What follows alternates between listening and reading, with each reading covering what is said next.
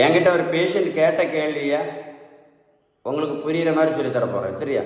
என்னட்ட ஒரு பேஷண்ட் கேட்டாங்க, டாக்டர் நான் மாத்திரையும் ஒழுங்காக போட்டுட்ருக்கேன், சுகர், ப்ரெஷர், கெட்ட கொலஸ்ட்ரால், சுகர், பிபி, கொலஸ்ட்ராலுக்குள்ள மாத்திரையும் ஒழுங்காக தான் போட்டுட்ருக்கேன்.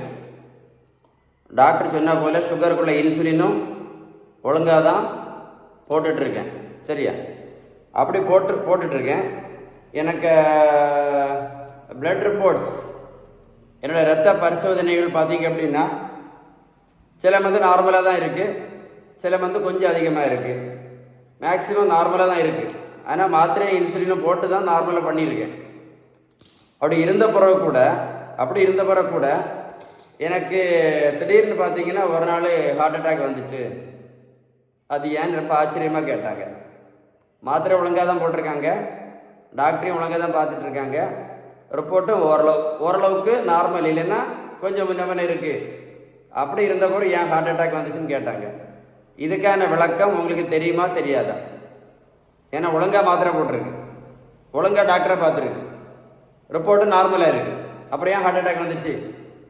ரிப்போர்ட்டு நார்மலாக இருக்குது, அப்புறம் ஏன் ஹார்ட் அட்டாக் வந்துச்சுன்னு தான் கேட்குறேன். தெரியுமா? சொல்லித்தர போகிறேன், பார்த்துக்கிடுங்க. ஏன்னா சுகர், ப்ரெஷர், கெட்ட கொலஸ்ட்ரால், சரியா? உடல் பருமன், அது கூட வச்சுக்கிடலாம்.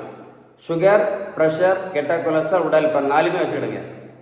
இந்த நாலுக்குமே ஒரே ஒரு காரணம் தான் இருக்கு, ஒரே ஒரு காரணம். அதுக்கு பேர் தான் இன்சுலின் ரெசிஸ்டன்ஸ், சரிதானே? ஞாபகம் வச்சுடுங்க. நீங்கள் மருத்துவத்தில் உள்ள எந்த புத்தகத்தை வேணாலும் எடுத்து படித்து பாருங்கள், எந்த மருத்துவத்தில் எந்த புத்தகத்தை வேணாலும் படித்து பாருங்கள்.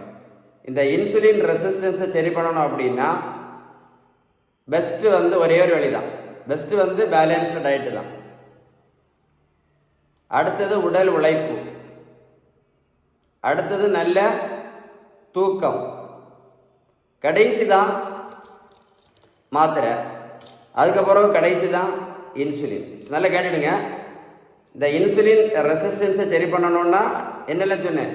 பெஸ்ட்டு பேலன்ஸ்டு டயட், அடுத்தது உடல் உழைப்பு, அடுத்தது நல்ல தூக்கம். மைண்டில் வச்சுக்கிடுங்க. இந்த மூணு தான் மெயின். அதுக்கப்புறம் தான் மாத்திரையும் இன்சுலினும். ஓகே, எது சரி பண்ணணும்னா இந்த இன்சுலின் ரெசிஸ்டன்ஸ் சரி பண்ணணும்னா இந்த இன்சுலின் ரெசிஸ்டன்ஸ் நீங்கள் பேலன்ஸ்டு டயட்டு கரெக்டாக ஃபாலோ பண்ணாமல் வெறும் மாத்திரையும் இன்சுலின் மட்டும் போட்டுட்டு இருந்து ரிப்போர்ட் நார்மலாக இருக்கும், அது பிரச்சனை ஒன்றும் இல்லை. ஆனால் இந்த இன்சுலின் ரெசிஸ்டன்ஸ் சரியாகாத ஃபுல்லாக இந்த இன்சுலின் ரெசிஸ்டன்ஸ் சரியாகலைன்னு வைங்களாம். அது இப்போ கேட்டுடுங்க. இந்த இன்சுலின் ரெசிஸ்டன்ஸ் சரியாகலை அப்படின்னா இரத்த குழாய்க்கு உள் பக்கத்தில் அது பாதிப்பு உண்டு பண்ணும். என்ன உண்டு பண்ணும்? பாதிப்பு. எது உண்டு பண்ணும்? இந்த இன்சுலின் ரெசிஸ்டன்ஸ் இரத்த குழாய்க்கு உள் பக்கத்தில் என்ன பண்ணும்? பாதிப்பு உண்டு பண்ணும். எது உண்டு பண்ணும்? இந்த இன்சுலின் ரெசிஸ்டன்ஸ் இரத்த குழாய்க்கு உள் பக்கத்தில் பாதிப்பு உண்டு பண்ணும். அதுக்கு பேர் தான் அத்தீரோஸ்க்ளீரோசிஸ். என்ன சொன்னேன்? அத்தீரோஸ்க்ளீரோசிஸ். இந்த பிளாக் அடைப்பு வரும்போது என்ன வருது? ஹார்ட் அட்டாக் வருது. புரிஞ்சதில்ல? அப்போ என்ன முக்கியம்? பேலன்ஸ் டயட்டு தான் முக்கியம். திரும்ப தான் சொல்லிகிட்டே இருக்கேன். அப்படின்னு நான் சொல்லலை. மருத்துவத்தில் எந்த புத்தகத்தை வேணாலும் எடுத்து படித்து பாருங்கள். அவங்க இந்த இன்சுலின் ரெசிஸ்டன்ஸை சரி பண்ணுறதுக்கு ஃபஸ்ட்டு பேலன்ஸ்டு டயட்டு தான், அடுத்தது உடல் உழைப்பு, அடுத்தது நல்ல தூக்கம், நாலாவது அஞ்சாவது தான் என்னது? இதயம் இல்லை, இந்த மாத்திரையும் இந்த இன்சுலினும், கடைசி தான் இதெல்லாம். ஸோ நீங்கள் இதை சரி பண்ணலேன்னு வைங்களேன், இரத்த குழாய்க்கு உள் பக்கத்தில் பாதிப்பு ஆகிட்டே தான் இருக்கும். மூளைக்குள்ள இரத்த குழாய் பாதிச்சுன்னு வைங்களேன், பக்கவாதம். கண்ணுக்குள்ளால இரத்த குழாய் பாதிச்சுன்னா கண்ணு குருடு. நிறைய சுகர் பேஷண்ட் பார்த்துருப்பீங்க, கண்ணு தெரியாமல் இருப்பாங்க, பார்த்துருக்கீங்கள? கிட்னியில் இரத்த குழாய் பாதிச்சுன்னா கிட்னி டயாலிசிஸ் பண்ணுவாங்க. காலில் உள்ள இரத்த குழாய்க்கு உள் பக்கம் பாதிச்சுன்னா காலில் புண்ணு வந்தால் புண்ணு ஆறாது, காலை வெட்டி எடுப்பாங்க, விரலெல்லாம் வெட்டி எடுப்பாங்க, பார்த்துருக்கீங்கள? அப்போ என்ன முக்கியம்? ஸோ இந்த அடைப்புக்கு காரணம் என்னது? Insulin resistance. இதை சரி பண்ணணும்னா பெஸ்ட்டு என்னது? Balanced diet. அப்படின்னு நான் சொல்லலை, மருத்துவத்தில் எந்த புத்தகத்தோட படித்து பாருங்கள். ஸோ அதனால எது முக்கியம்? பேலன்ஸ் டயட் தான் முக்கியம். இந்த வீடியோ எனக்கு ஒரு கூட போட்டு கேளுங்க, இந்த வீடியோ ஒரு கூட போட்டு கேளுங்க. அப்போ நான் சொன்ன விஷயம் கரெக்டாக இல்லையான்னு உங்களுக்கு கரெக்டாக புரியும். வீடியோ மறக்காமல் லைக் பண்ணி உங்கள் ஃப்ரெண்ட்ஸுக்கெல்லாம் ஷேர் பண்ணி கொடுங்க. நிறைய பேருக்கு யூஸ்ஃபுல்லாக இருக்கும். சரியா?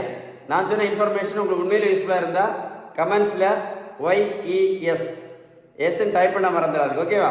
சரியா? ஸோ என்ன முக்கியம்? ஸோ